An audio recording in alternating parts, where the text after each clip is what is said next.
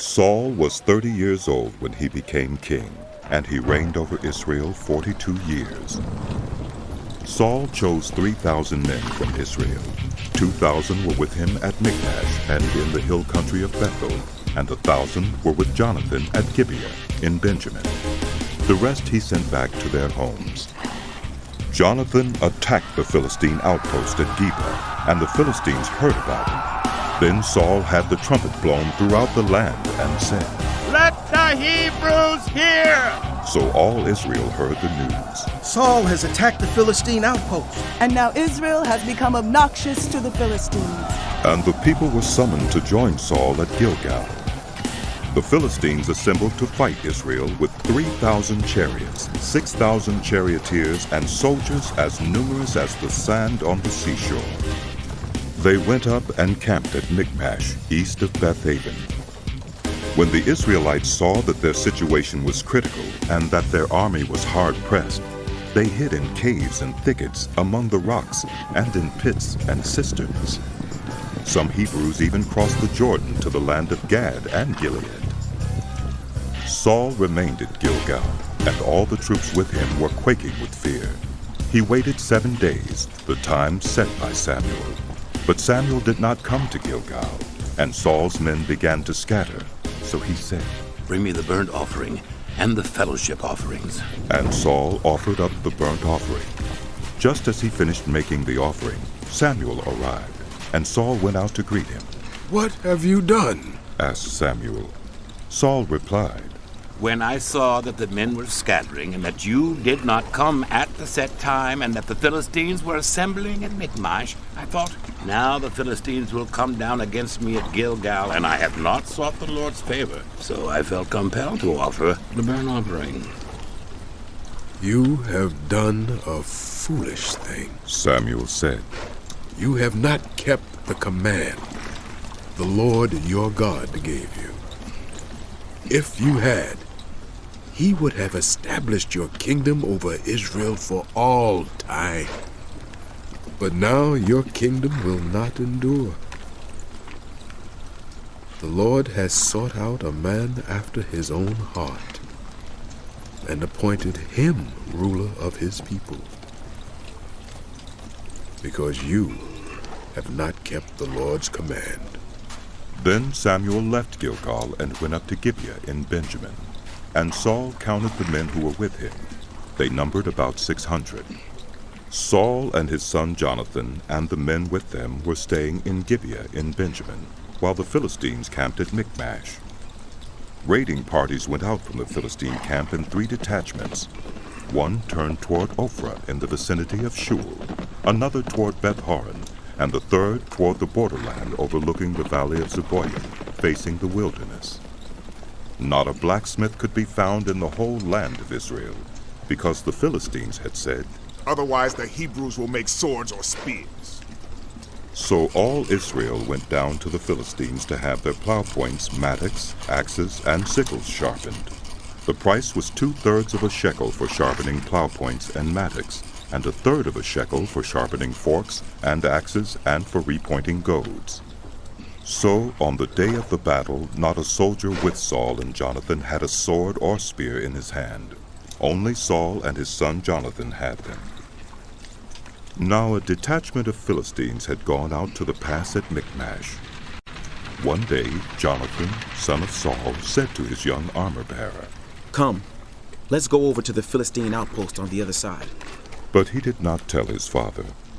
Saul was staying on the outskirts of Gibeah under a pomegranate tree in Migron. With him were about 600 men, among whom was Ahijah, who was wearing an ephod. He was a son of Ichabod's brother, Ahitub, son of Phinehas, the son of Eli, the Lord's priest in Shiloh. No one was aware that Jonathan had left. On each side of the pass that Jonathan intended to cross to reach the Philistine outpost was a cliff. One was called Bozez, and the other Seneh.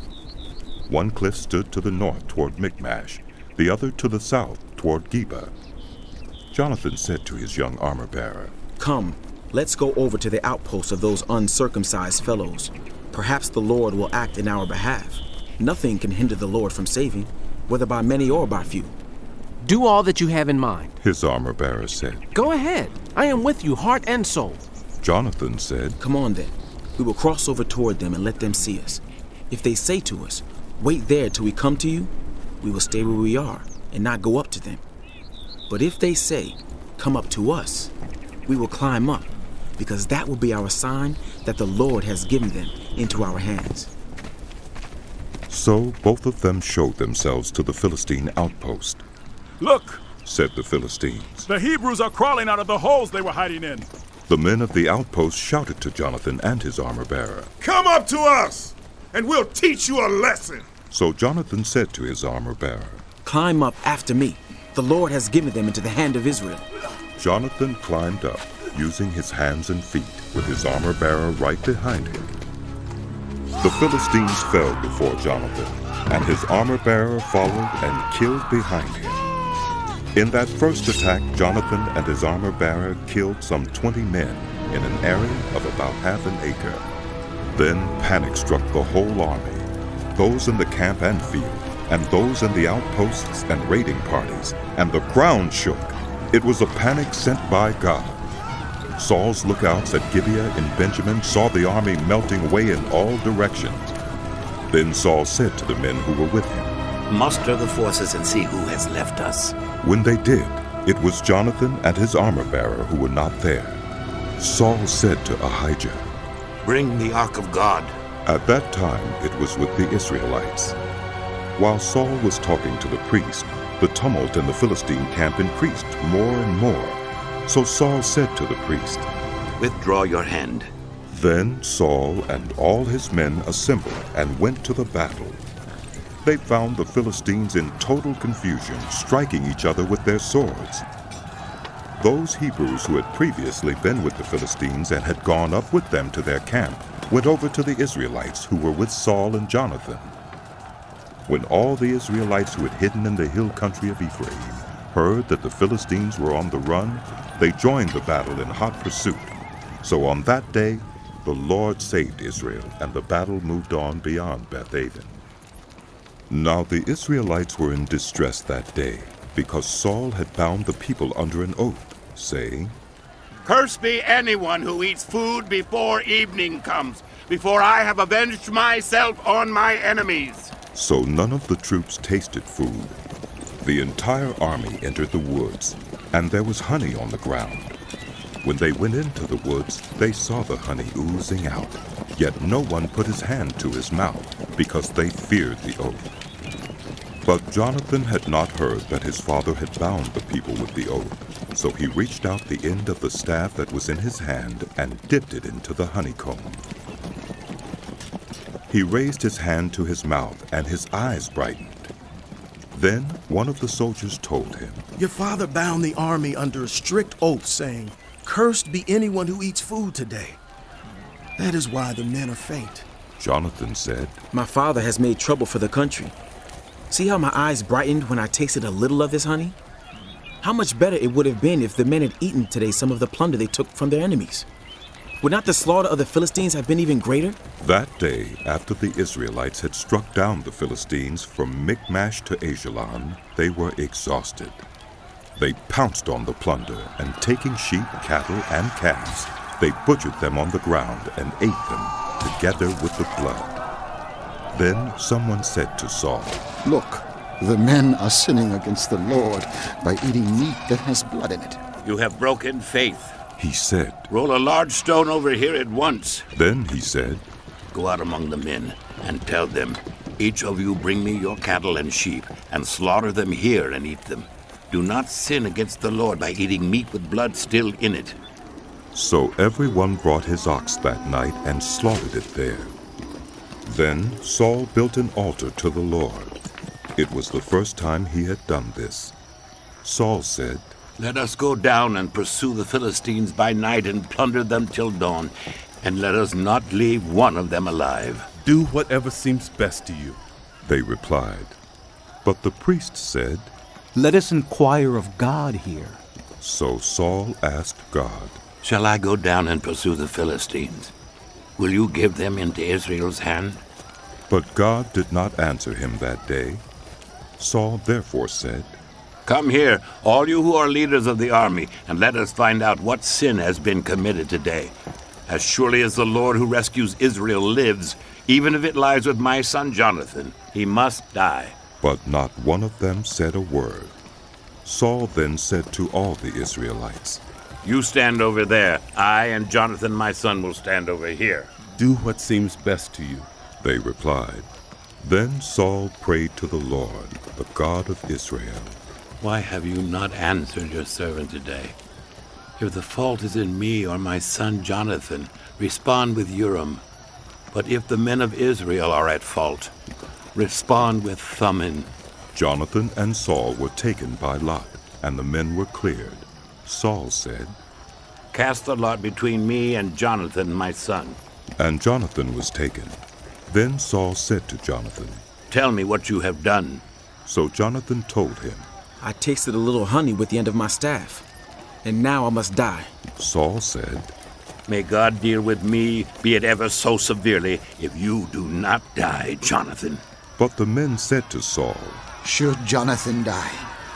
He who has brought about this great deliverance in Israel? Never. As surely as the Lord lives, not a hair of his head will fall to the ground, for he did this today with God's help. So the men rescued Jonathan, and he was not put to death. Then Saul stopped pursuing the Philistines, and they withdrew to their own land. After Saul had assumed rule over Israel, he fought against their enemies on every side: Moab, the Ammonites, Edom, the kings of Zobah, and the Philistines. Wherever he turned, he inflicted punishment on them. He fought valiantly and defeated the Amalekites, delivering Israel from the hands of those who had plundered them. Saul's sons were Jonathan, Ishvi, and Malchishua. The name of his older daughter was Merab, and that of the younger was Michal. His wife's name was Ahinoam, daughter of Ahimaaz. The name of the commander of Saul's army was Abner, son of Ner, and Ner was Saul's uncle.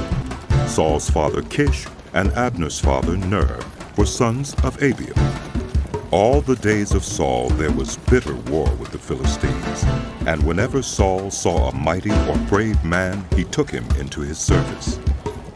Samuel said to Saul, I am the one the Lord sent to anoint you king over his people Israel. So listen now to the message from the Lord. This is what the Lord Almighty says. I will punish the Amalekites for what they did to Israel when they waylaid them as they came up from Egypt. Now, go attack the Amalekites and totally destroy all that belongs to them. Do not spare them. Put to death men and women, children and infants, cattle and sheep, camels and donkeys. So Saul summoned the men and mustered them at Tulaim, 200,000 foot soldiers and 10,000 from Judah. Saul went to the city of Amalek and set an ambush in the ravine. Then he said to the Kenites, Go away, leave the Amalekites so that I do not destroy you along with them, for you showed kindness to all the Israelites when they came up out of Egypt. So the Kenites moved away from the Amalekites.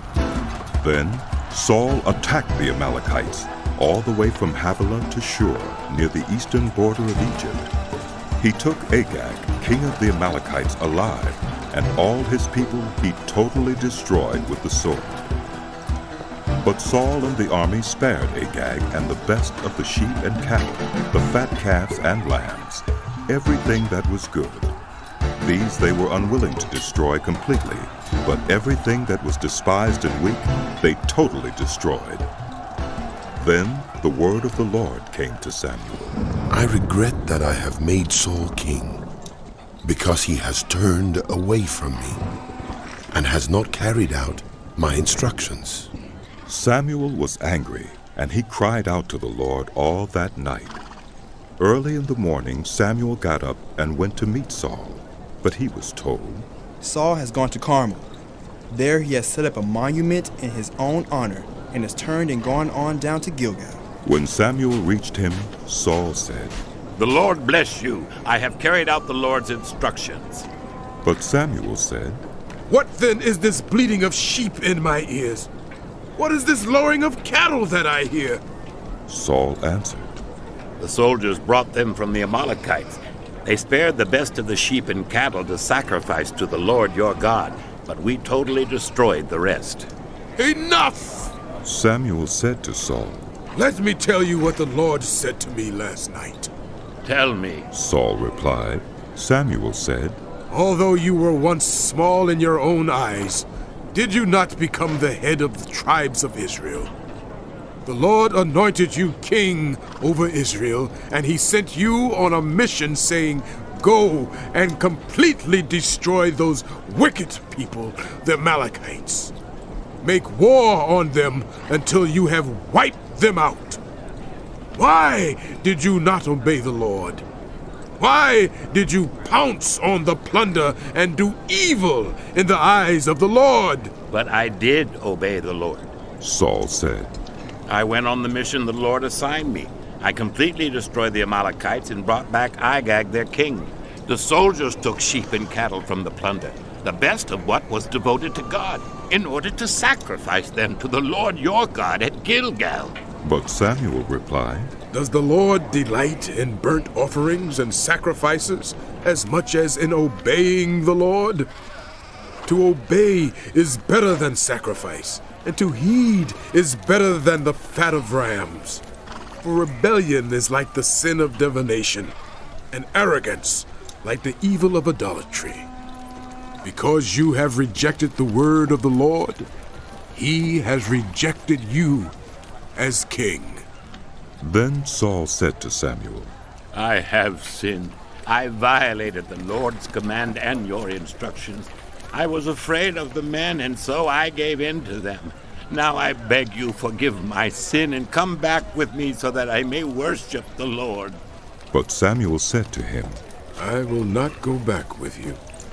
You have rejected the word of the Lord, and the Lord has rejected you as king over Israel.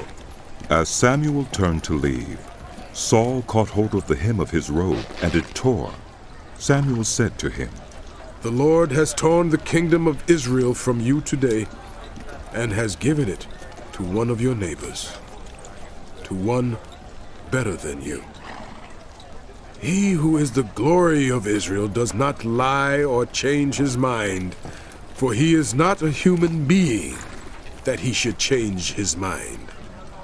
Saul replied, I have sinned, but please honor me before the elders of my people and before Israel. Come back with me so that I may worship the Lord your God. So Samuel went back with Saul, and Saul worshipped the Lord. Then Samuel said, Bring me Agag, king of the Amalekites. Agag came to him in chains, and he thought, Surely the bitterness of death is past. But Samuel said, As your sword has made women childless, so will your mother be childless among women.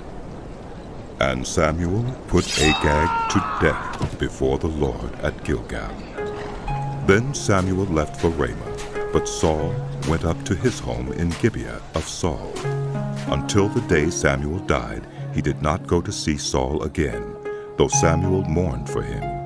And the Lord regretted that he had made Saul king over Israel. The Lord said to Samuel, How long will you mourn for Saul, since I have rejected him as king over Israel? Fill your horn with oil, and be on your way. I am sending you to Jesse of Bethlehem. I have chosen one of his sons to be king. But Samuel said, How can I go? If Saul hears about it, he will kill me. The Lord said, Take a heifer with you, and say, I have come to sacrifice to the Lord. Invite Jesse to the sacrifice, and I will show you what to do. You are to anoint for me the one I indicate. Samuel did what the Lord said. When he arrived at Bethlehem, the elders of the town trembled when they met him. They asked, Do you come in peace? Samuel replied, Yes, in peace. I have come to sacrifice to the Lord. Consecrate yourselves and come to the sacrifice with me. Then he consecrated Jesse and his sons and invited them to the sacrifice. When they arrived, Samuel saw Eliab and thought, "Surely the Lord's anointed stands here before the Lord." But the Lord said to Samuel, Do not consider his appearance or his height, for I have rejected him. The Lord does not look at the things human beings look at. People look at the outward appearance, but the Lord looks at the heart. Then Jesse called Abinadab and had him pass in front of Samuel. But Samuel said, "The Lord has not chosen this one either." Jesse then had Shammah pass by. But Samuel said, "Nor has the Lord chosen this one." Jesse had 7 of his sons pass before Samuel. But Samuel said to him, "The Lord has not chosen these." So he asked Jesse, "Are these all the sons you have?" "There is still the youngest." Jesse answered, "He is tending the sheep." Samuel said, "Send for him. We will not sit down until he arrives." So he sent and had him brought in. He was glowing with health and had a fine appearance and handsome features. Then the Lord said, Rise and anoint him. This is the one. So Samuel took the horn of oil and anointed him in the presence of his brothers. And from that day on, the Spirit of the Lord came on David in power. Samuel then went to Ramah. Now the Spirit of the Lord had departed from Saul, and an evil spirit from the Lord tormented him. Saul's attendants said to him, "See, an evil spirit from God is tormenting you. Let our Lord command his servants here to search for someone who can play the lyre. He will play when the evil spirit from God comes on you, and you will feel better." So Saul said to his attendants, Find someone who plays well, and bring him to me. One of the servants answered, "I've seen a son of Jesse of Bethlehem who knows how to play the lyre. He is a brave man and a warrior. He speaks well and is a fine-looking man, and the Lord is with him." Then Saul sent messengers to Jesse and said, Send me your son David, who is with the sheep. So Jesse took a donkey loaded with bread, a skin of wine, and a young goat, and sent them with his son David to Saul. David came to Saul and entered his service. Saul liked him very much, and David became one of his armor-bearers. Then Saul sent word to Jesse, saying, Allow David to remain in my service, for I am pleased with him. Whenever the Spirit from God came on Saul, David would take up his lyre and play. Then relief would come to Saul. He would feel better, and the evil spirit would leave.